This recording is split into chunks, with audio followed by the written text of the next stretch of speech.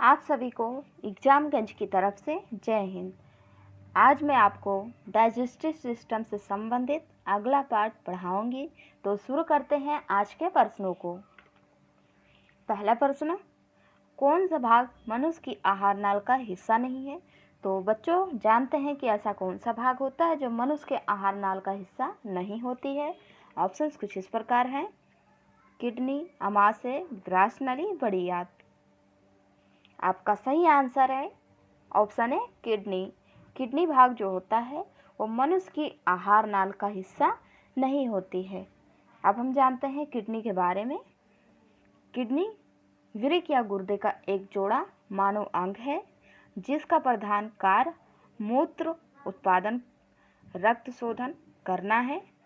गुर्दे बहुत से वर्टिब्रेट पशुओं में मिलते हैं।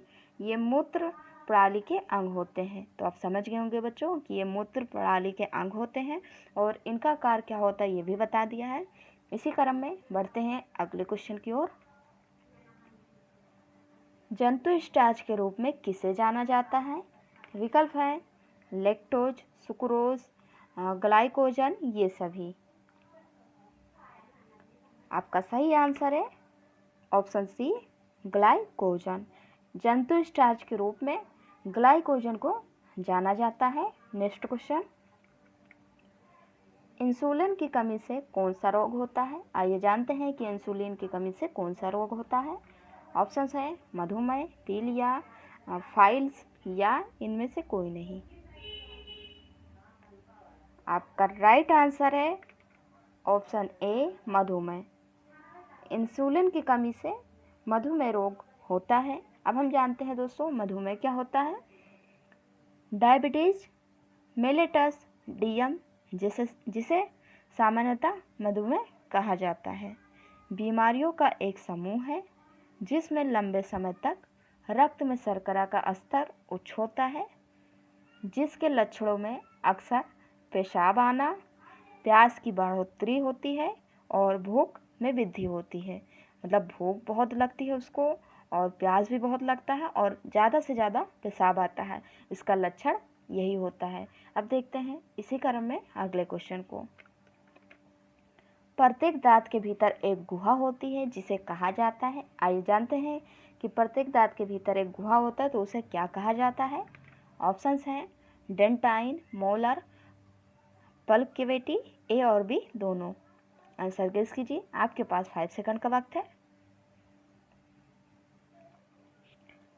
आशा करती हूँ बच्चों आपने आंसर गेस कर लिया होगा। आपका सही आंसर है ऑप्शन सी, पल्प कैविटी। प्रत्येक दांत के भीतर एक गुहा होती है जिसे पल्प कैविटी कहा जाता है। अगला क्वेश्चन, कौन सा एक अमाशय का भाग छोटी आंत के सबसे नज़दीक है? ऑप्शंस कुछ इस प्रकार हैं: पायरोलिक, फंड्स, ए और बी दोनों, इनमें से कोई नहीं। जी हाँ, आपका सही जवाब है पायरोलिक। अमाशय का भाग है जो छोटी आंत के सबसे नज़दीक होता है वो है पायरोलिक। अगला क्वेश्चन, लैंगरहैंस की दीविका कहाँ पाया जाता है? किडनी में, यकृत में, बड़ी आंत में या अग्नाशय में? तो बच्चों आपको आंसर गेस करना है कि लैंगरहैंस की दीविका कहाँ पाया जाता है। विकल्प कुछ आपके सामने है। आपका सही जवाब है ऑप्शन डी, अग्नाशय में। लैंगरहैंस की दीविका अग्नाशय में पाया जाता है। अगला क्वेश्चन, वसा का पाचन मुख्य रूप से कहाँ पर शुरू होता है? आइए जानते हैं कि वसा का पाचन मुख्य रूप से शुरू कहाँ पर होता है। विकल्प कुछ आपके सामने हैं: छोटी आंत में, बड़ी आंत में, मुख गुहा में या उपयुक्त सभी में। Right answer is option A, छोटी आंत में। वसा का पाचन मुख्य रूप से छोटी आंत में शुरू होता है। इसी क्रम में बढ़ते हैं अगले क्वेश्चन की ओर। जरूरत पड़ने पर संचेत ग्लूकोजन को ग्लूकोज में कौन बदलता है? ऑप्शंस हैं इंसुलिन, ग्लूकागन, पायरोलिक, इनमें से कोई नहीं। आप जल्दी जल्दी बच्चों आंसर गेस कीजिए कि आपका सही आंसर कौन सा होगा। आपका सही आंसर है ऑप्शन बी, ग्लूकागन। जरूरत पड़ने पर संचित ग्लाइकोजन को ग्लूकोज में ग्लूकागन बदलता है। अगला क्वेश्चन देखते हैं, कौन सा एक पाचक ग्रंथि नहीं है? आइए जानते हैं कि ऐसा कौन सा होता है जो पाचक ग्रंथि नहीं है। ऑप्शंस कुछ आपके सामने है, अग्नाशय, लार ग्रंथि, थायराइड ग्रंथि या ये सभी। तो बच्चों आपका सही आंसर है ऑप्शन सी, थायराइड ग्रंथि।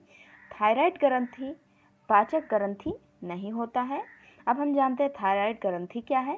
थायराइड ग्रंथि ग्लैंड गर्दन में सांस नली के ऊपर और स्वयर यंत्र के नीचे तितली के आकार की एक एंडोक्राइन ग्रंथि है। यह ग्रंथि T3 और T4 नामक हार्मोन्स बनाती है। तो आप समझ गए होंगे बच्चों कि थायराइड ग्रंथि T3 और T4 नामक हार्मोन्स को बनाती है। अब देखते हैं अगले क्वेश्चन को, जीभ के किस भाग से मीठे स्वाद का पता चलता है? ऑप्शंस हैं, अग्रभाग से, पश्च भाग से, बगल के भाग से या इनमें से कोई नहीं। तो आंसर गेस कीजिए बच्चों, अग्रभाग से, पश्च भाग से या बगल के भाग से, कौन सा आंसर आपका सही होगा? आपका सही आंसर है ऑप्शन ए, अग्रभाग से। जीभ के अग्रभाग से मीठे स्वाद का पता चलता है। अगला क्वेश्चन, कौन हमारे मुख गुहा में उपस्थित नहीं है?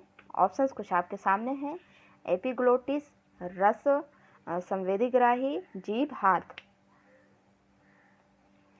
Right answer is option A, epiglottis. हमारे मुख गुहा में उपस्थित एपिग्लोटिस नहीं होता है। नेक्स्ट क्वेश्चन, मनुष्यों में अंतिम पाचन कहाँ पर होता है? आइए जानते हैं कि मनुष्य में अंतिम पाचन कहाँ पर होता है। विकल्प है, छोटी आंत में, मलाशय में, अमाशय में या बड़ी आंत में। Right answer is option A, छोटी आंत में। मनुष्यों में अंतिम पाचन छोटी आंत में होता है। अगला क्वेश्चन, किसमें बिलिरुबिन नामक वर्णक पाया जाता है?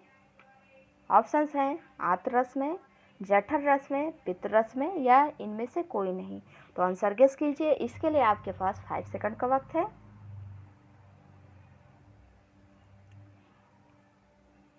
आपका सही आंसर है ऑप्शन सी, पित्त रस। बिलिरुबिन नामक वर्णक पित्त रस में पाया जाता है। बढ़ते हैं आज के लास्ट क्वेश्चन की ओर,